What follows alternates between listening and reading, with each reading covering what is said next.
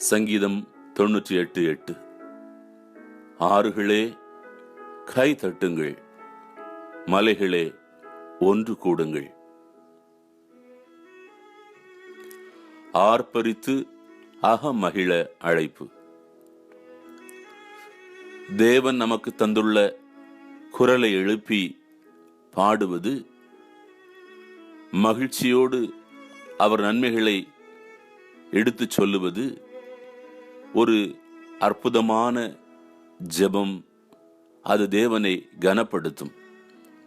ஆகவே தான் தாவீது எல்லா மக்களையும் அதற்கென அழைக்கின்றான்.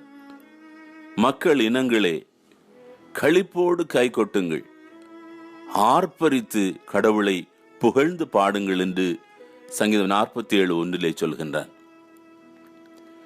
தேவன் அவனுக்கு செய்த நன்மைகளை எண்ணி அவன் இதயம் மகிழ்ச்சியால் நிரம்பிட்டு, ஆகவே தான் அந்த மகிழ்ச்சியை இணைந்து கொண்டாட இயற்கையையும் உடன் அழைக்கிறான்.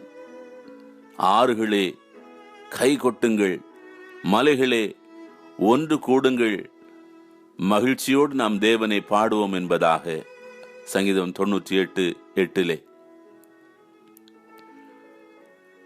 கடவுள் நமக்கு செய்துள்ள நன்மைகளையும் அவர் காட்டுகிற இரக்கத்தையும் எண்ணி நினைத்து பார்க்க முடியாத ஆரவாரத்தோடு நாம் நன்றியை, மகிழ்ச்சியை வெளிப்படுத்த வேண்டும். தீர்க்கதரிசி எசாயா புத்தகத்தில் 44:23 கூறியுள்ளபடி, வானங்களே மகிழ்ந்து பாடுங்கள், ஆண்டவர் இதை செய்தார், மண்ணுலகின் அடித்தளங்களே ஆர்ப்பரியுங்கள், மலைகளே காடே அங்குள்ள எல்லா மரங்களே களிப்புற்று முழங்குங்கள், ஏனெனில் ஆண்டவர் யாக்கோபை மீட்டு அருளினார், இஸ்ரேலில் அவர் மாட்சி பெறுகிறார் என்று சொல்கின்றான். நம்முடைய வாழ்வும் கூட ஆராதனை, பாடல் இவைகளால் நிரம்புகிற போது மிகவும் அழகு மிகுந்ததாக, ஒளிர்விக்கின்ற ஒரு விளக்கை போன்று பிரகாசமாக திகழும்.